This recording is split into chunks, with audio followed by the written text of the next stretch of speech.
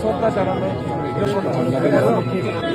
Hare Hare Hare Ram Hare Ram Shivai